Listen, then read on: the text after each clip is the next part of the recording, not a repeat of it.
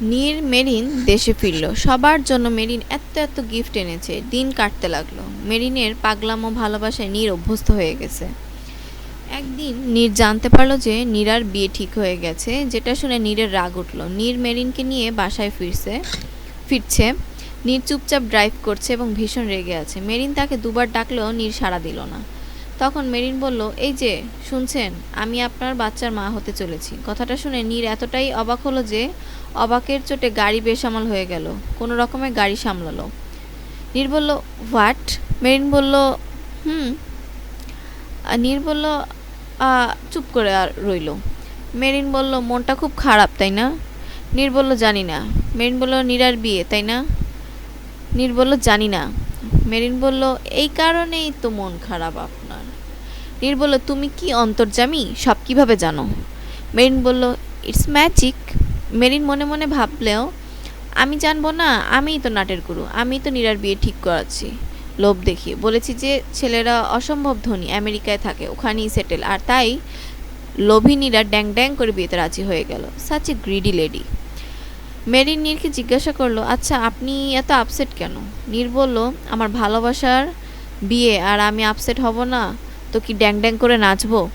Marine নীরের ভালোবাসাকে প্রশ্নবিদ্ধ করে বলল, ভালোবাসা? আচ্ছা আপনার কি মনে হয় না যে নীরা আপনাকে কখনো ভালোই বাসেনি? আপনার টাকাকে ভালোবেসেছে? তা না হলে কি এত তাড়াতাড়ি অন্য কাউকে বিয়ে করতে রাজি হয়? কথাটা শুনতেই নীর রেগে মেরিনের দিকে তাকালো। মেরিন বলল, রেগে লাভ নেই। আমার তো মনে হয় আপনিও নীরাকে তেমনভাবে ভালোবাসেন না। যদি ওকে মনের গভীর থেকে ভালোবাসতেন তবে বিয়ের দিন ওর গলায় ছুরি ধরতেই বিয়েতে রাজি হয়ে যেতেন। তাই আমার মনে হয় না যে আপনিও নীরাকে ভালোবাসেন। কথাটা শুনে নীর মেরিনকে ঠাস করে একটা থাপ্পড় মারল। নীর বলল, তোমার সাহস কিভাবে হয় আমার ভালোবাসাকে প্রশ্নবিদ্ধ করার? মেরিন বলল, ভালোবাসা? হ্যাঁ হ্যাঁ ভালোবাসা। নীরা আমার ভালোবাসা, আমি নীরাকেই ভালোবাসি। মেরিন বলল, না কখনো না। তাও মানলাম যে আপনি নীরাকে ভালোবাসেন, কিন্তু নীরা কি আপনাকে সত্যি ভালোবাসে? ভালোবাসলে কি এত তাড়াতাড়ি বিয়ের পিড়িতে বসতে পারতো? নীর রেগেমেগে বলল, তো কি করবে? আমার জন্য সারা জীবন অবিবাহিত থাকবে? তুমি কি কখনো আমাকে ছাড়বে? মেরিন বলল, আপনি কি কখনো নীরাকে ভুলে আমাকে ভালোবাসতে পারবেন? নীর চুপ করে রইল। মেরিন বলল, জানি আমাকে কখনো ভালোবাসবেন না।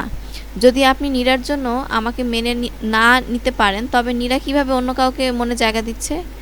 নীর বলল, তো কি করবে? তোমার মতো ভালোবাসা ছিনিয়ে নিবে? মেরিন বলল, আপনি কথা কাটাচ্ছেন নীর। নীর বলল, জাস্ট শাট আপ। মেরিন বলল, সত্যি তো এটাই যে নীরা কখনো আপনাকে ভালোই বাসেনি, ভালোবেসেছে আপনার টাকা পয়সাকে। নীর বলল, গেট আউট। মেরিন বলল, হোয়াট? নীর বলল, get out from my car. Marine গাড়ি থেকে না নামলে নীর নিজের তাকে টেনে গাড়ি থেকে বের করলো। এরপর গাড়ি নিয়ে চলে গেল। মেরিন বলল, যা বাবা, এটা কি হলো? বুঝেছি, আগুন লাগাইল রে টিঙ্কু, আগুন লাগাইলো মোমবাতি আলোয়। আচ্ছা, সরি, মানে ও একটু ছন্দ স্বরে এই কথাটা একটু বলছে যে, বুঝেছি, আগুন লাগাইলো রে টিঙ্কু, আগুন লাগাইলো। রাত 1টা নাগাদ নীর বাসায় ফিরল। রুমে ঢুকে নীর অবাক, কারণ সারা রুম মোমবাতি আর ফুল দিয়ে সাজানো, মেঝেতে গোলাপের পাপড়ি দিয়ে সরি লেখা। তখন মেরিন এসে পেছন থেকে নীরকে জড়িয়ে ধরলো। মেরিন বলল, আই লাভ ইউ।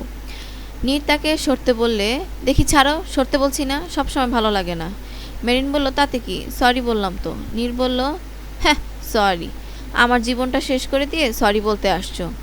মেরিন নীরকে ছেড়ে নিজের দিকে ঘুরিয়ে বলল, আমি ওগুলোর জন্য সরি বলিনি। আমি সরি বলেছি কারণ তখন আমার বলা কথার জন্য আপনাকে এতক্ষণ বাইরে থাকতে হয়েছে, না খেয়ে থাকতে হয়েছে, তাই। মেরিন তাকে ফ্রেশ হয়ে আসতে বলল। নীর বলল, খাবো না, ক্ষুধা নেই। মেরিন বলল, বললেই হলো, রাতের বেলা না খেয়ে শুতে নেই। নীর জিজ্ঞাসা করলো, তোমার কি মনে হয় এইসব স্টুপিড ডেকোরেশন করে রোমান্টিক পরিবেশ তৈরি করে তুমি তোমার নোংরা উদ্দেশ্য হাসিল করতে পারবে? মেরিন বলল, উদ্দেশ্য? আমার জীবনের একমাত্র উদ্দেশ্য ছিল আপনার বউ হওয়ার, হয়েছি। আর আজকের এই ডেকোরেশন কেবল আপনাকে সরি বলার জন্য ছিল, কোনো নোংরা উদ্দেশ্য না। আর তাছাড়া আপনি যেটা মিন করছেন সেই উদ্দেশ্য হলেও সেটাও কিন্তু নোংরা উদ্দেশ্য হতো না। যাই হোক, আপনি ফ্রেশ হয়ে আসুন, ততক্ষণে আমি রুমটা নর্মাল করে দিচ্ছি। নীর ফ্রেশ হয়ে এসে দেখলো রুমে ফুল মোমবাতি কিছুই নেই। নীর না খেয়ে শুতে গেলে মেরিন বলল, না খেয়ে ঘুমানোর সাহস করবেন না। নীর বলল, কি করবা তুমি? মেরিন বলল, বোম ফাটাবো। নীর বলল, তুমি কি আমাকে একটু শান্তিও দিবা না? মেরিন বলল, না, আগে আসুন, খেয়ে নিবেন। নীর না খেয়ে উপায় নেই জেনে খেতে বসলো, কিন্তু আজকে মেরিন নীরের সাথে ওর প্লেটেই খেতে বসলো না। নীর অবাক হলেও একটা বার জিজ্ঞেস করো না যে মেরিন খেয়েছে কিনা। নীর দেখলো যে মেরিন তার দিকেই তাকিয়ে আছে।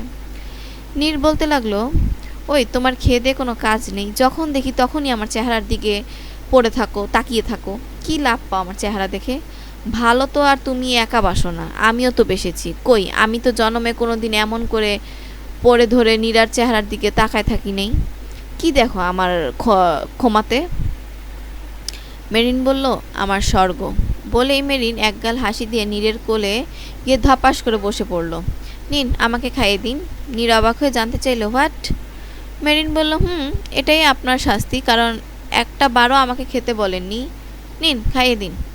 নীর মনে মনে ভাবলো, দাঁড়াও দেখাচ্ছি মজা। বলি নীর ভাতের লোকমার মধ্যে মরিচ ঢুকিয়ে দিল, কিন্তু মেরিন কোনো রিয়েক্ট করলো না। নীর আরও একবার মরিচ দিল, মেরিন তাতেও রিয়েক্ট করলো না। নীর মনে মনে ভাবলো, এলিয়েন নাকি? খাওয়া জাস্ট শেষ হতে মেরিন নীরের ঠোঁট জোড়া দখল করে নিল। নীরকে ভীষণ জোরে একটা কামড় দিয়ে মেরিন ছেড়ে দিল। নীর বলল, মাগো, ভ্যাম্পায়ার নাকি? মেরিন বলল, আপনাকে ভালোবাসি বলে কি আপনার ভুলে শাস্তি দিব না? নীর তাকে কোল থেকে উঠতে বললে, এখন কষ্ট করে আমার কোল থেকে ওঠো, ঘুমাবো। মেরিন বলল, হুম, আগে আমাকে রোমান্টিকভাবে রিকোয়েস্ট করে বলুন। নীর বলল, হোয়াট? মেরিন তাকে বলল, আপনি না কোনো কথা একবারে বোঝেন না, না বললে কিন্তু আমি উঠবো না। নীর তখন বলল, বলছিলাম কি যে না, একটু ওঠো না প্লিজ, একটু কাজ ছিল তো। মেরিন বলল, এত কিউট করে বললে না উঠে পারি? লাভ ইউ এতগুলা।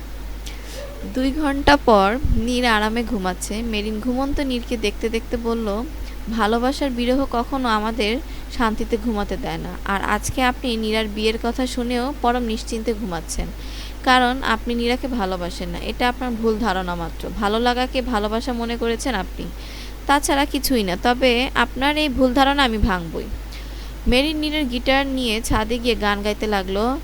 मैं देखूं तुझे दिन में 100 बार तौबा ये अगर इश्क है तो है बे इंतहा तू मांग ले अगर जान दे दे तू तुझे तू अगर बोल दे तो कर दूँ खुद को फना आ तुझ में ख़त्म कर दूँ ये सांसें मेरी इस इश्क में मर जावा तू जो कहे वो कर जावा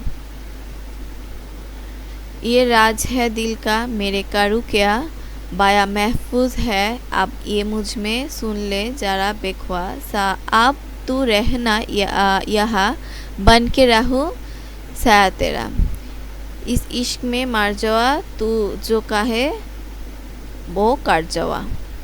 গান শেষে আমি সরি, গানের লাইনগুলো ঠিক কবিতা না, মানে কিসের সুরে তোমাদেরকে শোনাচ্ছি আই ডোন্ট নো, খুব বাজে হয়তো শুনতে লাগছে, বাট এটা একটা হিন্দি গানের লাইন ছিল।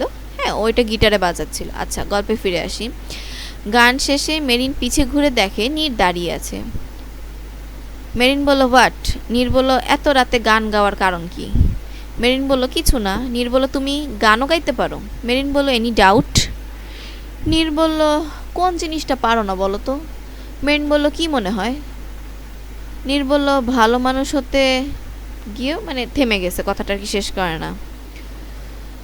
কিছুদিন পর মেরিন আজকে বাঙালিভাবে নেভি ব্লু রঙের শাড়ি পরেছে। নীরের ঘুম ভাঙল পানির ছিটাতে। চোখ মেলে দেখলো নীলাঞ্জনা দাঁড়িয়ে। যদিও মেরিন চুল অত বড় না, মিচমিচে কালো না, তবুও ভেজা চুলে খুব সুন্দর লাগছে। মেরিন বলল, আজকে বুঝি আমাকে খুবই সুন্দর লাগছে? নীর মনে মনে ভাবল, আবার জিগায়, ক্রাশ খেয়েছি। নীর বলল, জাস্ট জঘন্য লাগছে। মেরিন বলল, শালা বুইড়া বেটা। নীর জানতে চাইল, তোমার এক এক দিন এক এক রূপের কারণ আমি বুঝি না। ফ্যান্সি ড্রেস কম্পিটিশন তো আজকে, পেট বের করে নায়িকা সেজে মেডিকেলে যাবার কারণ কি? মেরিন বলল, আপনি ঘুষ দিয়ে ডাক্তার হয়েছেন, ডাক্তার হয়ে কি করে ভুলে গেছেন যে আজকে ফ্রাইডে? ও আচ্ছা, সরি, লাইনটা একটু আরেকবার পড়ি, মজা বাবা। আপনি কি ঘুষ দিয়ে ডাক্তার হয়েছেন, ডাক্তার হয়ে কি ভুলে গেছেন যে আজকে ফ্রাইডে? নীর তাকে এভাবে শাড়ি পরে রুমের বাইরে যেতে মানা করলো। মেরিন কারণ জানতে চাইলে নীর বলল, এভাবে পেট কোমর বের করে রুম থেকে বের হওয়ার আমার সহ্য হবে না। মেরিন বলল, সত্যি? নীর তখন নিজেকে সামনে নিয়ে বলল, ও হ্যালো, এত খুশি হওয়ার কিছু নেই। বাসায় আমার বাবা আছে, সেই সাথে অনেকগুলো সার্ভেন্ট। তোমার লজ্জা না থাকতে পারে, কিন্তু আমার আছে। কোমর ঢেকে বের হবা, বাবার সামনে এভাবে বের হলে বাবাকে লজ্জা দিও না। বলেই নীর ওয়াশরুমে চলে গেল। মেরিন পিন মেরে কোমর ঢেকে নিচে গেল। মেরিন মনে মনে নীরের 14 গোষ্ঠী উদ্ধার করতে করতে নিচে নামছে। নিচে নিহালকে খেয়ালই করেনি মেরিন। নিহালের সাথে ধাক্কা লাগলো, নিহাল দুম করে পড়ে গেল। নিহাল বলল, আল্লাহ গো। মেরিন বলল, ও নো বাবা, দেখি দেখি হাত দাও, উঠে আসো। নিহাল বলে উঠলো, নিহাল উঠে এলেন। নিহাল মেরিনের দিকে তাকিয়ে থমকে গেল, চোখে পানি এসে পড়ল মেরিনকে দেখে। কারণ মেরিন যে শাড়িটা পরছে সেটা নিহালের মায়ের। মেরিন তাকে বলল, কি দেখছো, লাগছে না আমাকে তোমার মায়ের মতো? নিহাল জবাব না দিয়েই চলে যেতে নিল। মেরিন তাকে জিজ্ঞাসা করলো, আজকে কি খাবে? নিহাল নীরব থাকলে মেরিন বলল, বলো না। ওকে। নিহাল বলল, চিতই পিঠা দিয়ে চিতই পিঠা, হাঁসের মাংস দিয়ে খাবো, আর রুটি পিঠা এই টাইপের। মেরিন হেসে বলল, আর মিষ্টিতে? নিহাল বলল, বুটের হালুয়া। মেরিন বলল, ইয়েস স্যার বলেই মেরিন রান্নাঘরে চলে গেল। নিহাল মেরিনের যাওয়ার দিকে তাকিয়ে রইল। নীলিমা নিহালকে বলল, কি মেরিনের মায়ে পড়ে গেলে নাকি? নিহাল বলল, হ্যাঁ, মানে না, তুমি ওকে মায়ের শাড়ি দিলে কেন? নীলিমা বলল, কারণ ও তোমার মা বলে, অ্যাকচুয়ালি তোমার মার থেকে সুন্দর। নিহাল মনে মনে ভাবলো, সত্যি মায়ের মতো লাগছে। দুপুরে সবাই কবজি ডুবিয়ে খেলো। বিকালে নীর হলরুমে বসে টিভি দেখছে। তখন তার বন্ধুরা এলো। আকাশ নীরের বউকে হট একটা বউ, সুপার হট বউ, জলজন্ত পটাকা বলে মন্তব্য করলো। নীর রাগ কন্ট্রোল করলো। নীর বন্ধুদেরকে তার বউকে দেখতে আসার কারণ জিজ্ঞাসা করলো। ইমান ছাড়া বাকি বন্ধুরা মেরিনের নামে আপত্তিকর কথা বলতে লাগলো। রাব্বি বলল, ভুলে যাস না ও নীরের বিয়ে করা বউ। চুপ থাকতো। নীর ওকে বউ বলে মানে না। মানলে যে নীর কোনো মেয়ের অপমান সহ্য করে না। তার সামনে তার বউয়ের নামে এমন কথা বললেও এতক্ষণ জিন্দা থাকতাম আমরা। নীর ইমানকে চলে যেতে না দিয়ে বসিয়ে দিল। তখনই মেরিন মোবাইলে কথা বলতে বলতে সিঁড়ি দিয়ে নামছে। ইমান ছাড়া সবগুলো চোখ ফাটিয়ে মেরিনকে দেখছে। মেরিন ওদেরকে দেখে ফোনটা কেটে ওদের সামনে গেল। রাব্বি মেরিনকে অমায়িক সুন্দর বলে বলল। মেরিন তাকে ধন্যবাদ জানিয়ে নাস্তার ব্যবস্থা করতে রান্নাঘরে গেল। মেরিন রান্নাঘরে গিয়েই জনকে ফোন করে ইমান ছাড়া বাকি বন্ধুদের এমন অবস্থা করতে বলে যেন 6 মাসের আগে হাসপাতালে বেডে থাকে। ওদিকে আকাশ ও রাব্বি মেরিনের ফিগার নিয়ে কথা বলছিল। আকাশ বলল, ওই তোর বউকে তালাক দিলে আমি বিয়ে করব। নীর কিছু বলতে নিবে তখনই মেরিন সবাইকে চা নাস্তা পরিবেশন করতে লাগলো। তখন হুট করে ওর শাড়ির পেছনের পিনটা খুলে গেল, যার জন্য ওর পিঠ আর কোমর দেখা যেতে লাগলো। নীরের তো দেখেই মেজাজ খারাপ হয়ে গেল। মেরিন তখন আকাশকে চা দিচ্ছিল। তখন অসভ্য আকাশ মেরিনের খোলা কোমরে হাত দিল। মেরিন ঘুরে থাপ্পড় দেবে তার আগেই নীর এসে আকাশকে বেধড়ক পেটানো শুরু করলো। বন্ধুরা এসে আটকাতে চাইলো, নীর থামলো না। আকাশ নীরকে বলল, তুই ওই মেয়েটার জন্য তোর 17 বছরের বন্ধুর গায়ে হাত উঠালি? কে হয় ও তোর? বল, কে হয় ওই বাজে মেয়েটা তোর? ওকে। নীর বলল, ওকে সম্মান দিয়ে কথা বল, ও আমার বউ। এটা শুনে মেরিন অবাক হয়ে নীরের দিকে ঘুরল। রাব্বিকেও নীর পিটাতে লাগলো। মারামারির শব্দ পেয়ে নিহাল নীলিমা ছুটে এলো। মারাত্মকভাবে আহত বন্ধুরা চলে যাবার আগে বলে গেল, আজ থেকে তোর দুশ্মনদের নামের তালিকায় আমাদের নাম যোগ করে নিস। ওরা যেতেই নীর মেরিনকে কাঁধে করে রুমে নিয়ে গেল। নিহাল নীলিমা কথোপকথনে বললেন, তোমার বাজিতে হারার প্রথম ধাপ মানে ঘৃণার মেরিন এখন ভালোবাসা মেরিন হয়ে ওঠার সূচনা শুরু হয়ে গেল। নীর মেরিনকে রুমে নিয়ে দাঁড় করিয়ে এক টানে শাড়িটা খুলে ফেললো। এরপর আগুন দিয়ে শাড়িটা পুড়িয়ে ফেললো। নীর বলতে লাগলো রাগে, নিজের শরীর দেখানোর খুব যখন শখ, তাহলে আমাকে তালাক দিয়ে কোনো পতিতালয়ে গিয়ে দেখাবা। তোমার সবটাতে কেবল আমার অধিকার, বুঝছো? আর যদি কখনো শাড়ি পরতে দেখেছি তো এই শাড়ির জায়গায় তোমাকে পুড়িয়ে ফেলবো, তারপর নিজেকেও শেষ করে দিব, মাইন্ড ইট। বলেই নীর গাড়ি নিয়ে বের হয়ে গেল। আজকে নীরের কথায় মেরিনের চোখে পানি চলে এলো। না, কষ্টের পানি না, আনন্দের, মহা আনন্দের। নীর ওকে বউ বলে মেনেছে, ওর জন্য নিজের 17 বছরের বন্ধুদের মেরেছে। এর থেকে সুখের মেরিনের জন্য আর কিছুই নেই। মেরিনের সুখের আজকে কোনো সীমা নেই। খুশিতে ভাষা হারিয়ে ফেলেছে, স্থির হয়ে গেছে। রাত 11টা নাগাদ নীর ফিরে এলো। দেখতে পেল মেরিন এখনও সেভাবেই দাঁড়িয়ে আছে, যেভাবে ওকে রেখে গিয়েছিল। নীর অবাক হয়ে গেল। ধীর পায়ে মেরিনের কাছে গিয়ে বলল, মেরিন। নীরের এই ডাক দেয় দেরি মেরিন নীরের বুকে ঝাঁপিয়ে পড়তে দেরি নেই। মেরিন নীরকে জড়িয়ে ধরে বাচ্চাদের মতো করে হাউমাউ করে কাঁদতে লাগলো। নীর অবাক হয়ে গেল। নীরও মেরিনকে নিজের সাথে মিশিয়ে নিল। কাঁদতে কাঁদতে মেরিন নীরের বুকেই অজ্ঞান হয়ে গেল।